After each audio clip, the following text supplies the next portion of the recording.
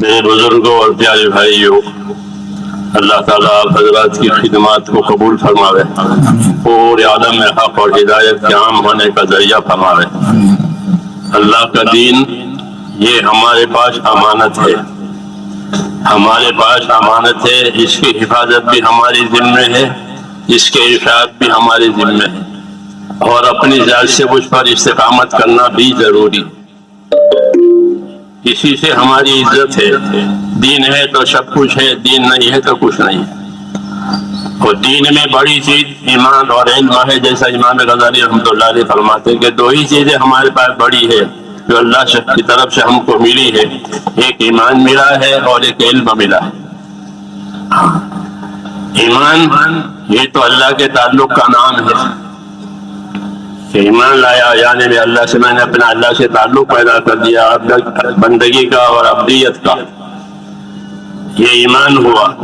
اور ایمان کا تقاضا اطاعت ہوتا ہے کہ اللہ پر ایمان لا کر کیا کرنا ہے، کہ اللہ کی اطاعت کرنی ہے۔ تمام نبیوں کو اللہ تعالیٰ نے اطاعت قائم کرانے کے لیے روئے زمین پر بھیجا ہے۔ وَمَا أَرْسَلْنَا مِن رَّسُولٍ إِلَّا لِيُطَاعَ بِإِذْنِ اللَّهِ۔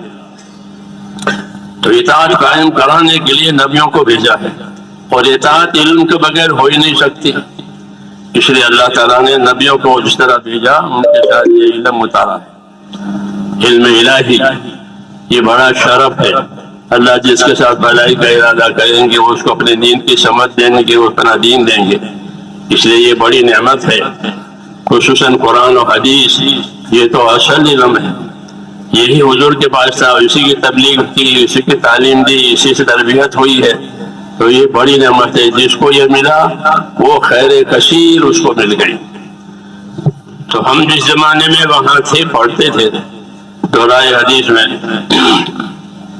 تو جب ہمارا سال ختم ہوا 149 تھے ہم لوگ، 150 میں ایک کم، تو حضرت رحمۃ اللہ علیہ نے بخاری شریف ہماری ختم کرائی، پھر اپنی چوکی پر کھڑے ہو گئے۔ اللہ ان کو اللہ ان کو کرے گا رحمت کرے، اللہ ان کے درجات کو بلند فرمائے۔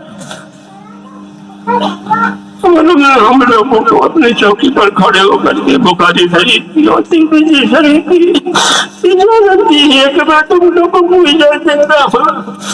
یہی ایک شرف اللہ نے ہم کو بھی دیا ہے، اس لیے جیسے میرے حضرت رحمۃ اللہ علیہ نے مجھ کو اجازت دی تھی بخاری شریف کی اور ترمذی شریف کی، تو ان پڑھنے والوں کو بھی میں اپنی طرف سے ایسی اجازت دیتا ہوں۔ اس کی اللہ تعالیٰ مجھے بھی قبول فرمائے، آپ کو بھی قبول فرمائے۔ علم کا مقصد کہ علم کیوں اترا ہے؟ علم تو اس لیے اترا ہے تاکہ اللہ سے اپنا تعلق صحیح کیا جائے۔ عقائد میں، اعمال میں، اخلاق میں، سب چیزوں میں علم رہبری کرتا ہے، اس لیے صحیح علم لینا ہے، اور سب سے پہلے اپنے آپ کو اپنے علم کے تابع کرنا ہے۔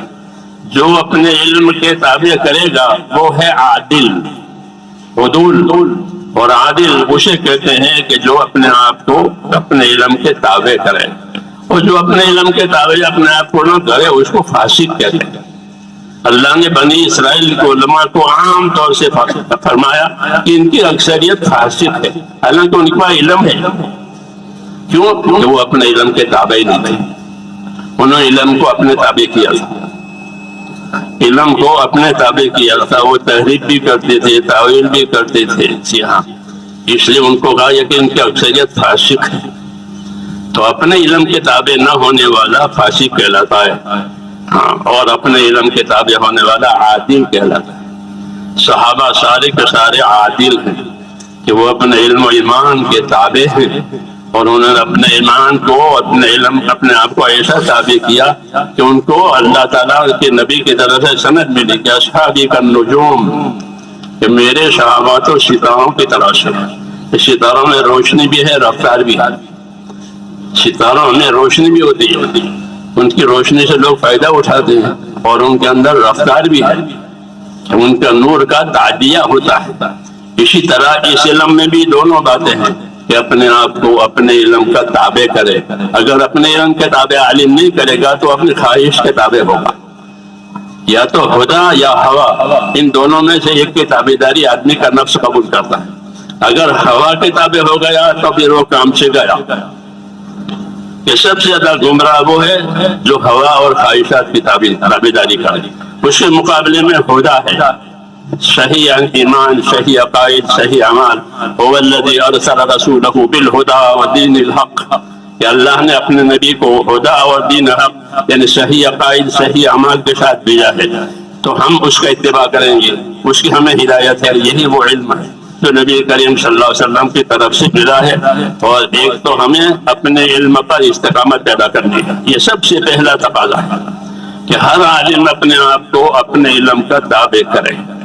ہاں یہ تقاضا ہے. فاستقم کما امرت ومن تاب معک، آپ کو حکم دیا جا رہا ہے کہ اے نبی جو بات آپ پر آ رہی ہے اپنے آپ کو استقامت کے ساتھ اس پر رہیں، اور جو آپ پر ایمان لائیں وہ بھی استقامت کے ساتھ رہیں. تو ہمارے علم نے ہم کو استقامت کی دعوت دی ہے. اللہ نے کہ اپنے علم پر استقامت کے ساتھ رہو. دوسری ذمہ داری کہ علم کو اللہ نے ایک مشترک سرمایہ بنا کر کے اتارا ہے کہ اس میں سب کا حصہ ہے. جیسے بارش کے پانی میں سب کی روزی ہے. حضور صلی اللہ علیہ وسلم اپنے علم کی مثال بارش کے پانی سے دیتے تھے. مثل ما بعثنی اللہ من العلم والہدی کمثل غیث الی آخر الحدیث، کہ جو علم و ہدایت دے کر پروردگار نے مجھ کو بھیجا ہے وہ ایسا ہے جیسا کہ آنے والی بارش. تو بارش میں سب کا رزق ہے، بارش میں سب کی حیات کا سامان ہے. اسی طرح حضور صلی اللہ علیہ وسلم جو علوم لے کر آئے ہیں وہ علوم انسانیت کے ہر طبقے کے لیے ہدایت کا بھی سبب ہے، نجات کا بھی سبب ہے. حاکموں کا طبقہ، تاجروں کا طبقہ، زراعت کرنے والوں کا طبقہ، ملازمین کا طبقہ، یہ معیشت کے 4 طبقے ہوتے ہیں ہر زمانے میں. تو ان تمام طبقوں کے لیے رہبری اس علم میں کہ وہ اپنے آپ کو اس علم کے تابع کرے. مولانا محمد یوسف صاحب رحمۃ اللہ علیہ فرماتے تھے کہ ہمارے دین میں ہر شعبے کے فضائل ہیں، ہر شعبے کے مسائل ہیں. ہمارے دین میں ہر شعبے کے فضائل ہیں، ہر شعبے کے مسائل ہیں. حکومت اور اقتدار کے فضائل ہیں، اس کے مسائل ہیں. تجارت کے فضائل ہیں، تجارت کے مسائل ہیں. زراعت کے فضائل ہیں، زراعت کے مسائل ہیں. مزدوری کے فضائل ہیں، مزدوری کے مسائل ہیں. یہ معیشت کے شعبے ہیں، گزارے کے شعبے ہیں. یہ تو ان 4 شعبوں کی رہبری اس علم میں جو اتارا ہے. اس لیے یہ مشترک سرمایہ ہے سب کے لیے کہ جن کے پاس آوے یہ علم وہ اپنے آپ کو اس کا تابع کرے. دوسرا اور دوسروں کو اس کی دعوت دے، اور جو دعوت قبول کر کے آوے وہ طالب ہے، اس کو طلب کے مطابق اس کو علم دے. اس طرح یہ طریقہ رہا ہے اور اسی طرح یہ علم چلتا ہوا اللہ تعالیٰ نے ہم تک پہنچایا ہے. اللہ تعالیٰ آپ حضرات کے مسائل کو قبول فرماوے اور ہم سب کو اس علم کے ذریعے سے اپنے مقبول بندوں میں داخل فرماوے. جی ہاں، اور ہم سب کا انجام بخیر فرماوے. اللہ تعالیٰ آپ حضرات کی خدمتوں کو قبول فرماوے. جزاکم